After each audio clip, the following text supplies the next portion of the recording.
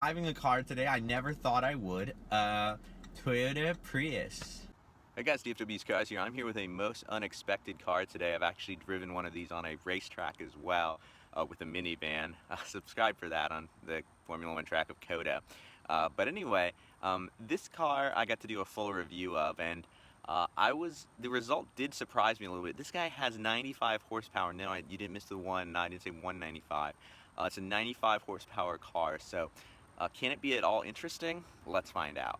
Show you the engine, but there it is, all 95 horsepower. A little different than cars I normally do, but it's definitely a striking looking Prius, which is never something I thought I'd say. This red color and black also work very well on this car and kind of softening the sharpness of the lines. I quite like the rims on the side there. Those are kind of cool looking, yet also very aerodynamic. Lastly, in back here, they've made it a lot more less hatchback looking, so that's good. I still think they could have sloped it a little bit more, but that's just a personal preference. I think it looks nicer than any Prius before has. Won't lie, however, this back, especially from certain angles, probably is the most controversial part.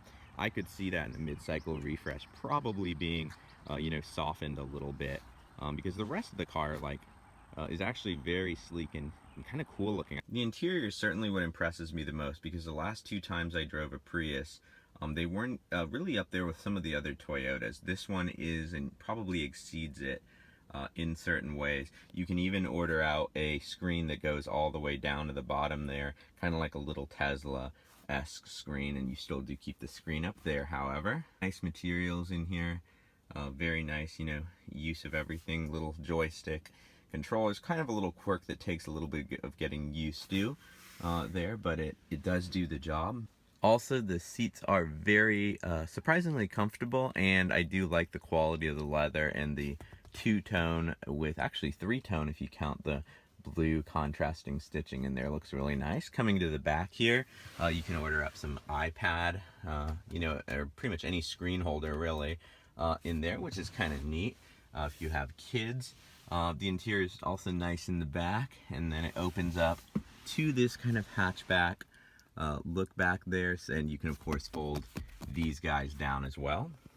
Toyota tells me that because of the floor being so low on this car and things like that, that it actually has the same space as cars the next class up. I would not doubt it. 2 6-feet people would be just fine. Much like some other Toyotas I've driven, even like the Avalon, the seats back here are a little bit hard. They're not uncomfortable, but that is definitely an area of improvement. So the Prius does have some cool features, like when you open the door here, it has lit door sills, which is pretty neat. Also LED accent lighting in the back there. And of course LED accent lighting in the front as well. Driving a car today I never thought I would. Toyota Prius, generation. Bum, bum, bum. So they usually say third time was the charm, but in the Prius's case, we're gonna find out if the fourth time was the charm. Now, I'll admit I had some bias going into this car, and any of my subscribers know, whenever I'd put a car in eco mode, and everything would get really squishy, I would say, oh, it's in Prius mode. So we're gonna find out now if the Prius still feels like a Prius. All right, so driving around in the Prius, a couple of surprises, good ones. I'll get to those first before the areas of improvement. There's a couple of quirks, not as many as I thought there would be from earlier Priuses. Prii. I've driven. Is it Prii? It's Lexi if it's pulling Lexus. Prii. From having driven the Prius in the past, I was kind of surprised, by how non-quirky this one was. Let me go through all the different components first. I will say that, though, this car is extremely quiet, wouldn't you say? It is quiet. Quiet, just wind noise-wise. Start cruising, and you may not be going fast. I was going like around 80, just under. Steering was as good as any of the kind of compact electrical systems. It's obviously not going to be like a Mazda 3, and that's why there's no sport mode on this car. That's why it's called power mode. But when you compare it to something like the Elantra or, some other vehicle like that, it's actually not bad. It's as competent as some sedans in this price, even though it is a hybrid. So that's a win. Also, they fixed the way regenerative braking feels. So that I would say, you drove it a little bit, I'd say the brakes feel fairly linear, right? They do. Trade-off between the battery and the gas engine is actually very smooth. Sometimes you used to, on hybrids, feel it clunking. Not the case here. Suspension, it's comfortable. It's not as floaty as Priuses have been in the past. Hey guys, I'm in a Prius.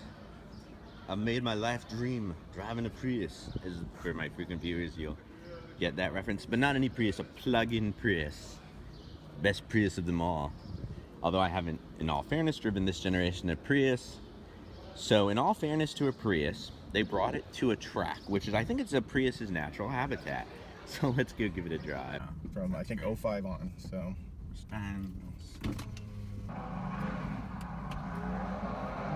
Yeah, try not to drive too fast and catch that guy. Yeah, I know. I don't want to make him feel bad, you know? So we're in pure EV mode now. If you want to switch it to the hybrid mode at any point, then you will be. I engaged power mode. Yes, and that would be proper for starting off like this. Yeah.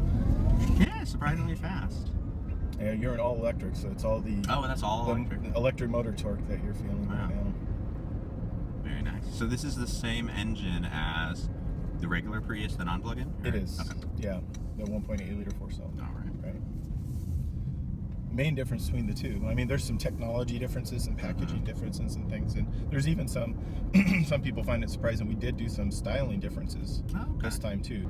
You guys have definitely fixed a lot of the critiques of the original Prius.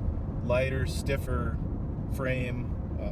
We now have double wishbone rear suspension. Was the old one a bar before? It was torsion, yeah. We have double wishbone, so the handling on this Prius, while no one would call it a sports car by any means, is light years better than the 3 previous generation Prius that we got. Drive modes, I like that Toyota's, kind of honest in that it's eco, normal, and power instead of calling it a sport mode on a Prius. So it is much more engaging, and to be honest with you, I think people can, take just, and no one's taking a trek like we are necessarily, but when you do, road trips and you get some twists and turns and whatever it might be, it's a more confident feeling. Even a non-sporty driver can appreciate sporting attributes, and I'm glad to see Toyota pushing hard on that. Yes, it's been probably the biggest push of our boss.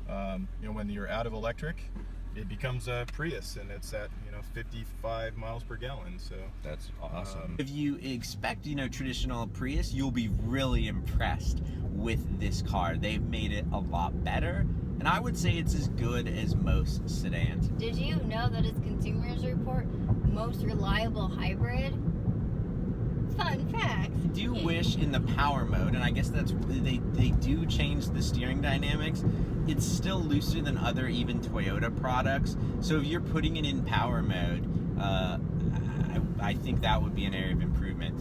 Also, do it up here. I can do it over here. When you throw the car in reverse, it starts to beep, as I'll show you. Now, at first I thought because this is in electric mode, most of the time when you're at low speeds, this was a feature outside, and you got out to confirm this, right? When inside the car, there's no beeping outside the vehicle. And it also has backup sensors in addition to the camera down here. So you can't hear the backup sensors over that beep. Figure out a way to turn that off. I really hope there is. Another surprising feature, this car has what's equivalent of, they mark it as lane keeping assistance. In reality, are you chuckling at that? Be careful, it's actually lane departure assistance. So it will pull you back in your lane, but it's not like the Hyundai, the Kia, the Mercedes, the Tesla, the Honda systems. It will actually, do this and steer the wheel for you. It doesn't drive for you. No, there's no autonomy. Lane keeping assistance is really just lane departure assistance, and that's something that should be changed in the marketing, because if you rent one of these and see that feature, you'll and you see the lines up here, which I'll show you, you expect it to do its job. And it does not. Among all other manufacturers, at least that I'm familiar with, let me know in the comments if I'm wrong, lane keeping assistance generally means it will, to some degree, help keep you in your lane before you depart it. The pro of that is a lot of the safety tech on this car is standard. So that's really cool. Toyota's one of the few doing that.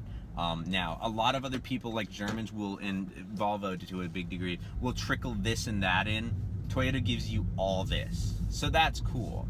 There should just be an option for a higher level as well if you did want some level of autonomy on the car. Fairly quick off the line. The battery torque and the engine torque, when you put it in power mode, you get that almost like instant torque. So up to like, 20, 30, 40, it's pretty quick. Yeah, it kind of throws you back a little bit. For more than the power numbers on this car, much like small electric cars, would let you think it would. The car off, you get this little score here, which is pretty cool. And the car on, get a little Prius graphic there, which is kind of neat. And then this is a computer, and this display here is kind of the main one. It's what you leave on all the time. The problem with that is, and I'll go into the quirks of this car now, that to find out if you have the lane keeping assistance going, it's buried in a whole nother menu over here. This is the only car I've seen that has that. Most others have an indicator over here, if not a screen for it, so you don't know if it's keeping your lane. The heated seats are buried way under here. This is nice. This is like wireless charging if you don't have a phone that supports it. They make cases for it, which is cool. Now, onto the other quirks in the console. The most front power source is right here. Usually there's one up here or down there. Also, the console, you expect it to slide or go up. This one goes that way. This one's very driver focused, so it's a little tricky for the passenger to get in there, but it is, fairly large and goes down quite far, and it has the divider, which is nice.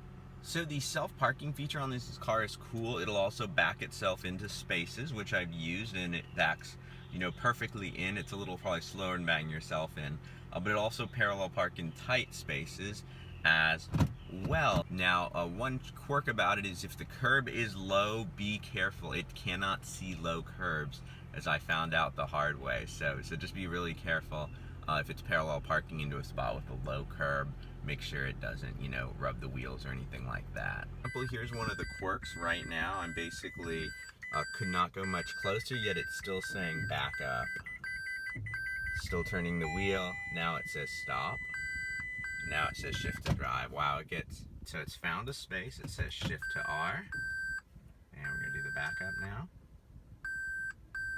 It doesn't give you the distance lines on backup, I've noticed, which is kind of crazy. Not to mention this pretty extreme beeping, which, like I mentioned earlier, I think you can take it to the dealer and have that stop the vehicle, shift to D, have that deleted. Slow down, 2 miles an hour was excessive. Now it's warning me I'm going to hit something up there. Stop the vehicle. One kind of nifty feature is it has not only front and back backup sensors, but it also has side sensors, as you're seeing there. That's super cool. Clearly animals, birds, bugs, green ones, polar bears love the Prius. This guy was inside the car and now he won't go away from outside it. It's that hybrid. So until next time, my speedy racers, drive on.